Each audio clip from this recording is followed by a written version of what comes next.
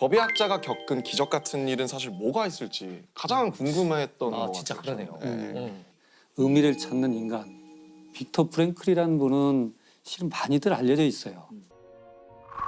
이분이 1905년에 태어나서 1997년에 돌아가셨거든요. 아 그래요? 자기의 체험 수기를 쭉 일기 형식으로 써요. 책의 제목은 죽음의 수용소에서라고 우리는 번역이 돼 있어요. 정말 아무런 희망이 없는 상태, 아무런 희망이 없는 상태에서 왜 내가 살아야 되는가. 그래서 그것을 이제 책으로 써서 전 세계에서 가장 많이 읽힌 책 중에 하나고. 아.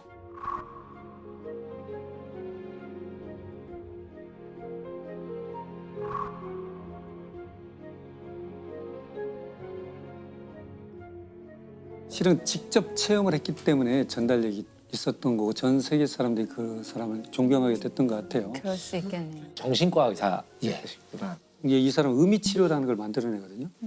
의미치료란 어쩔 수 없는 상황들, 아무것도 못할 때 가치를 부여하지 않으면, 의미를 갖지 않으면 생존할 수 없다는 겁니다.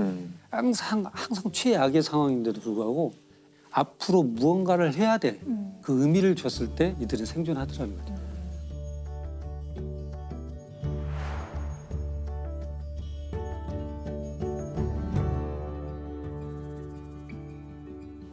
이분은 1942년도에 강제수용소로 추방을 당하는데 3년 동안 4군데를 옮겨요. 아이고. 그 속에서 이제 이 사람이 하는 건 그렇습니다. 아. 자살을 하는 사람을 보면 딱 보인대요. 담배가 아주 소중하거든요. 네. 담배가 스프하고 바꿔 먹습니다. 아. 근데 어느 날 어떤 사람이 갑자기 담배를 피우기 시작하잖아요.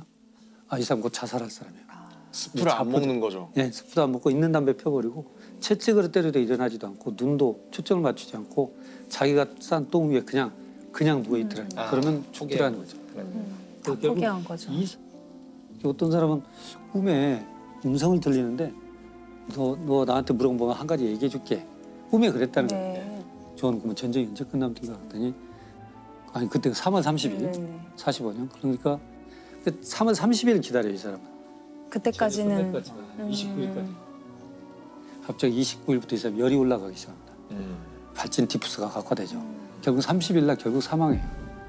이 사람이 왜 그럴까 보니까 그냥 아무 근거 없는 낙관적 희망. 나는 언제까지는 전쟁이 끝날 거야. 라는 그런 생각들이 그때가 되면 면역력이 급격히 떨어뜨리는 거예요. 희망이 없어지면서. 정신력이 무너지는 순간 육체적 질병은 커지더라는 거죠. 그래서 이 사람은 생각을 합니다. 못 나갈 수도 있고 전쟁이 안 끝날 수도 있고 죽을 수도 있습니다. 그런데 나는 이걸 해야겠다라는 희망을 갖는 거죠. 신뢰 같은 희망을.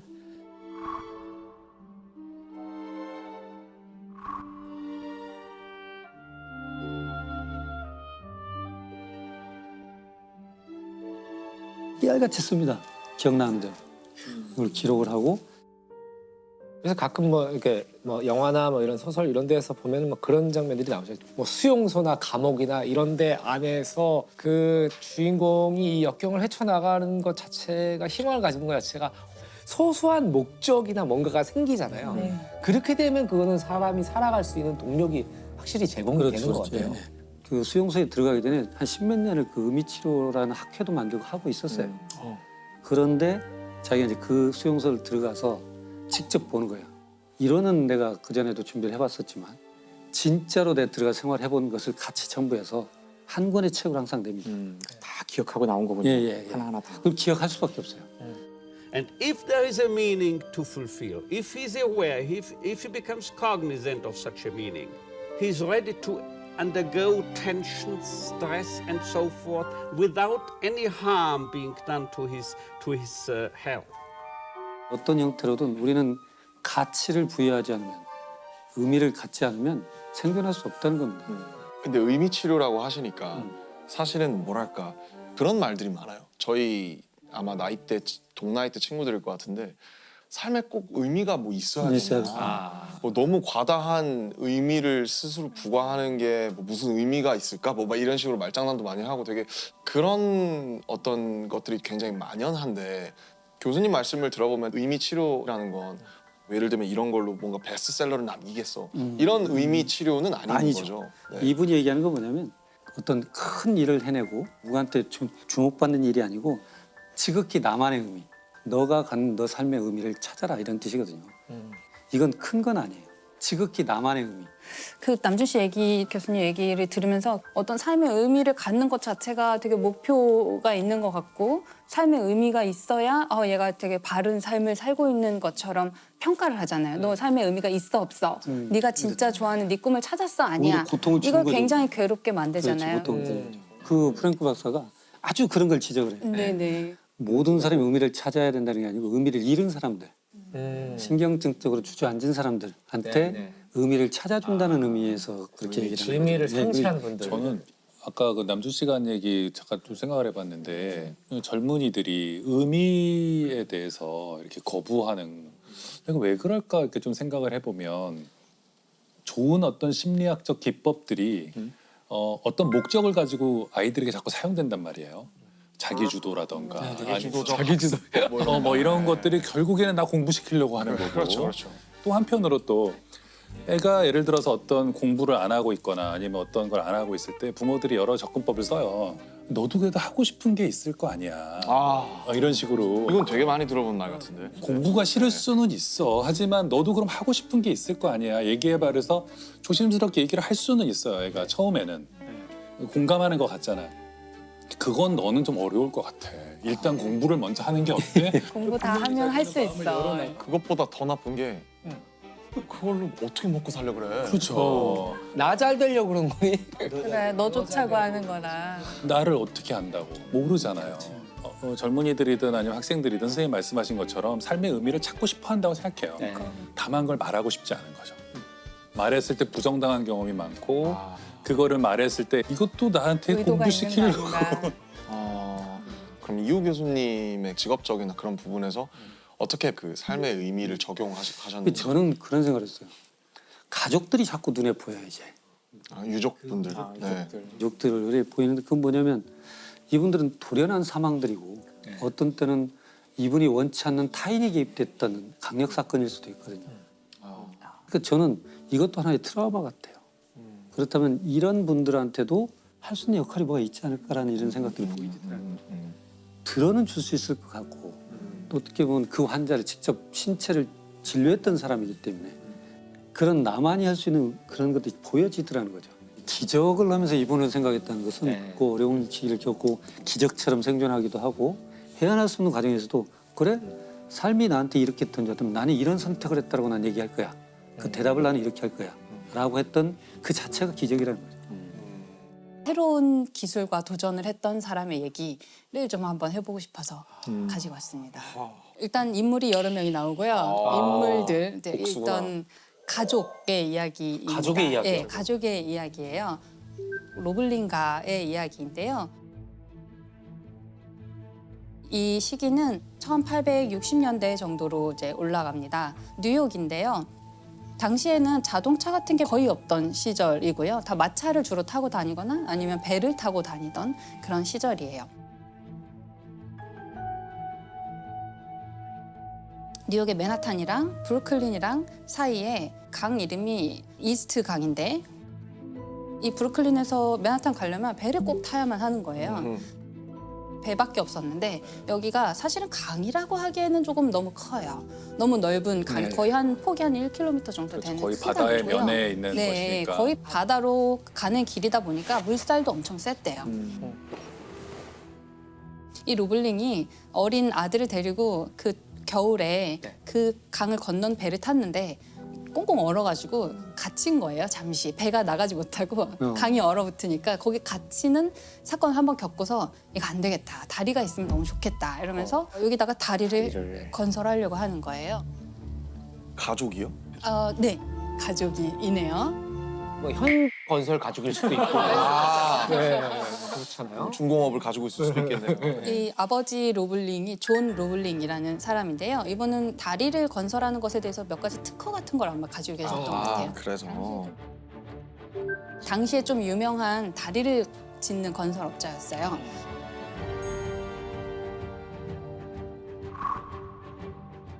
다리가 있으면 너무 좋겠다 이러면서 당시 아마 시장도 설득하고 돈도 또 펀딩도 끌어모으고 물밑 작업을 몇 년 동안 해서 결국에 이 사업 계약을 따내요. 네. 브루클린이라는 다리를 놓게 되는 게 1869년에 시작된 일이고요. 뉴욕의 어떤 상징적인 건축물 중에 하나인데요. 이 브루클린 다리는 현수교라는 방식이거든요. 현수교 다리인데 뭐냐면 이렇게 상판을 다리가 여러 개가 받치는 게 아니고 이 상판을 강선에다가 묶어서 달아놓는 방식이에요. 아, 네. 이제 이런 현수선을 사용하는 현수교인데 얘의 특징이 뭐냐면 아주 큰 주탑 2개만 있으면 다리를 길게 건설할 수 있어요. 그리고 이 다리가 교각이 2개밖에 없는 거예요. 네네. 그러니까 원래 다니던 배들이 계속 다니기가 쉬운 거예요. 아, 현수교는 이 상판의 높이가 굉장히 높대요. 그래서 큰 배도 지나갈 수 있고. 이게 금방 안 된 이유가 강철이 필요하거든요. 네, 맞아요. 예, 이 강선을 어떻게 만드냐면 일단 와이어를 이렇게 꼬아요. 그런 다음에 꼬은 와이어들을 또 다시 또 꼬아요. 꼬아요. 이거를 여러 번 해서 엄청나게 두꺼운 정렬을 강선을 만들어서 쓰는 거거든요. 그러니까 당시에는 굉장히 획기적인 다리였겠죠. 그전에는 없던 재료, 그전에 없던 설계가 필요했던 것 같아요. 그래서 이분이 아주 오랫동안 공들여가지고 계약을 따내서 이제 측량을 하러 갑니다. 배를 타고 왔다 갔다 하면서 길이를 재고 측량을 하고 있었는데 이 선착장이랑 바지선 사이에 몸이 끼는 사고가 나요. 그래서 수술했는데 이제 파상풍에 걸려서 몇 주 안 돼서 바로 사망하게 됩니다. 엄청나게 큰 계약을 따내서 이제 막 꿈을 실현하려고 하는데 어떡해? 시작하지도 못하고 사망하신 거예요. 아이고. 그래서 이제 자연스럽게 아들 워싱턴 로블링이라는 사람이 이제 그 일을 이어서 하게 됩니다.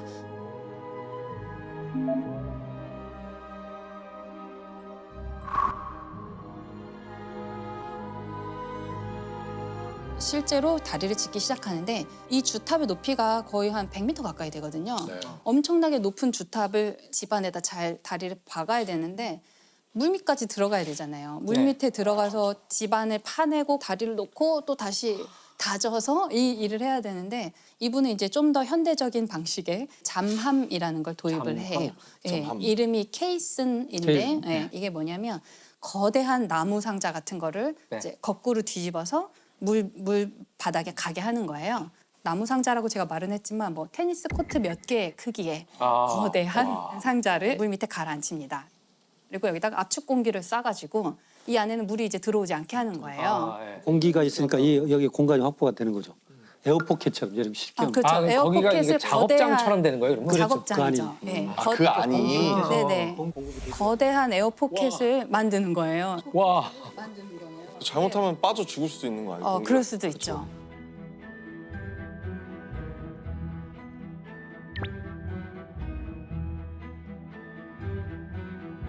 이 사람이 이걸 배우려고 유학도 갔다 와요. 그래서 여러 대단하네. 최신 기법을 동원을 해서 결국은 위에 뚫어야 되지 않아요? 그러면? 그렇죠. 위에 이제 통로가 있는데요. 통로 따로 만들어야 되고? 통로가 있어요. 이 통로를 에어락이라고 불렀대요. 이게 우리 우주선에 들어갈 때 에어락이라고 하거든요. 네. 그래서 밖에서 이제 그 거대한 원기둥 안에 일단 들어가서 문을 닫고 사다리 타고 막 내려와가지고 에어락의 문을 열고 나가면 이제 거기가 작업장인 거예요. 이게 완전 우주선 같은 정말 어마어마한 시스템을 그 당시에 만들었던 거죠. 당시에 전기가 없으니까 이 안에서 사람들이 램프를 켜놓고 작업을 한 거예요. 램프가 여기저기 켜 있고 그다음에 얘를 엄청 크게 만들기는 어려우니까 겨우 사람이 들어갈 공간인 거예요. 그래서 이렇게 허리를 계속 숙이고 있어야 되고 일주일에 한 15cm 정도밖에 못 팠대요. 엄청 많이 파야지 교각을 세울 수가 있는데 그래서 여기에다 이제 다이너마이트를 또 폭발물을 설치도 하기 시작합니다. 괜찮을까요? 그래서 너무 위험한 것 같은데. 폭발을 시켜서 이제 바위를 깨고 이런 일을 하는데 또 화재가 나기도 하고 이런 산소도 일이 부족하고. 그렇죠. 이 워싱턴 로블링이 그 화재를 수습을 몇 번이나 하고 그러니까 화재가 나면 어떻게 해야 돼요? 빨리 불을 끄고 빨리 탈출해야 되잖아요. 네. 그래서 막 급하게 막 올라오는 거예요. 근데 이런 일을 계속 반복하다가 그 감압병에 걸리게 됩니다. 네. 아까 잠수병. 갑자기 다이버들이 잠수병에 걸리는 거랑 거의 같은 원리인데요. 질소 중독이죠. 아, 네, 네. 혈관 네, 속에 맞아요. 질소가 갑자기 많아지면서. 많아져서 공기를 쏜다고 했잖아요. 압축 공기. 공기가 압축 공기 상태여서 한 2기압 정도 됐다고 해요. 2기압인 곳에 있다가 갑자기 일기압으로 이제 압력이 뚝 떨어지잖아요. 당시에는 잠수병이라는 말이 없었대요. 그래서 모르는 거예요. 그냥 몰랐구나. 이 작업자들이 자꾸 죽어나가고 워싱턴 로블링 본인도 이제 그 병에 결국 걸려서 거의 반신불수 상태가 됐대요. 아이고. 눈도 거의 안 보이고 난청이 오고 그 잠수병 때문에 되게 고생을 하고 이러면서 사람의 말도 못 알아듣고 누워서 그냥 자기 아내한테만 겨우 조그맣게 말을 할 수 있을 정도가 됐대요. 그래가지고 이 작업장은 계속 작업을 하고 있는데 워싱턴 로블링은 집에서 창문에 망원경 같은 거를 대고 이제 볼 수밖에 없는 상황인 거죠. 이 수석 엔지니어가 이제 몸져 누운 거잖아요. 그런데 기적적으로 다리가 계속 잘 건설이 돼요. 아. 이 다리가 어떻게 계속 건설될 수 있었는가 하면 아내가 계속해서 이렇게 메시지를 전달해 준 거예요.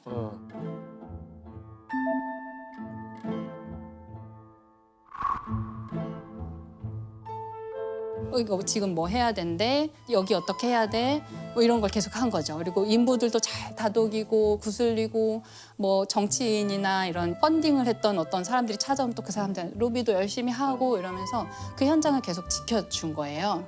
처음에는 남편의 메시지였겠지만 나중에는 자기가 그걸 계속 다 공부를 해서 왜냐면 유학도 사실 같이 갔었고 결혼한 상태로 갔고 자기도 계속 보고 배운 게 있었던 거예요.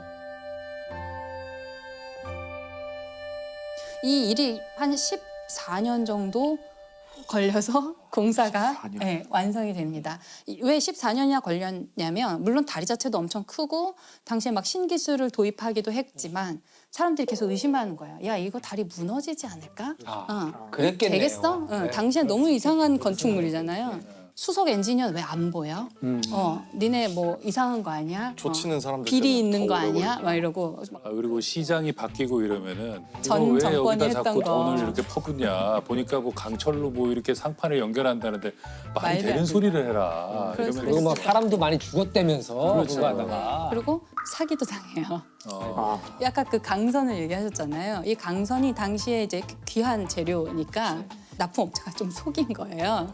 좀 품질이 미달되는 강선을 철근 납품을 불량 했어요. 철근 같은 거구나. 그렇죠. 그래가지고 다시 주문해서 다시 하고 이러느라고 이제 14년이나 걸린 거예요.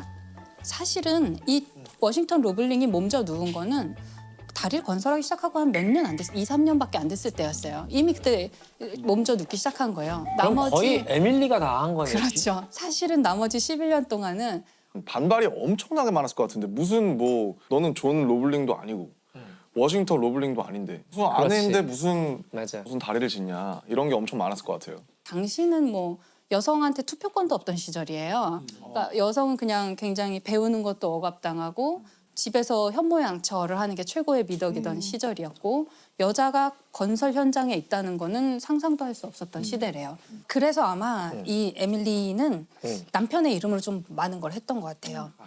남편의 메시지를 전달하는 것처럼 자기가 지시를 하고 총감독을 하고 감시를 하거나 뭐 검사하러 오는 사람들도 있을 거 아니에요. 중간중간에. 그런 사람들이랑도 굉장히 잘 지냈대요. 그래서 이 11년이나 됐잖아요. 네. 사실 11년 동안 현장을 이끌어 나간다는 거는 본인이 그 모든 걸 실제로 그렇죠. 관장하고 있지 않으면 사실 불가능한 일이잖아요. 그게 현장에 있는 사람들은요 어느 순간 알았을 거예요. 그런데 왜 그럴 때 있잖아요. 현장에 있는 사람들도 자기 인생이 거기 들어가 있는 경우가 많이 있거든요. 중간 관리자 이런 사람들이. 이 다리는 만들어져야 되는 거죠. 완성을 해야만. 그런데 되죠. 보니까 워싱턴 로블리는 누워 있고 부인이 와서 전화하는데 보니까 뭐 질문할 때도 대답도 잘하고 네, 본인이 다 대답을 했대요. 하고 이러니까 어느 순간 뭐 이 사람이 그냥 해도 되겠다는 느낌, 이 사람을 믿고 가는 거죠. 이 현장은 돌아가야 되니까. 작가님 되게 정확히 보셨어요. 네. 실제로 그랬다고 하더라고요. 네. 네. 어느 순간에는 거기서 일하는 사람들은 알았대요. 알았는데 이렇게 쉬쉬해 주는 거죠. 네. 그리고 하던데? 뭐 이런. 네. 에밀리 로블링이 와서 자기한테 지시를 내릴 때 그것에 대해서 더 이상 의심하지 않고 이 지시대로 하면 된다는 경험을 너무 많이 쌓았기 때문에 결국 증명했구나.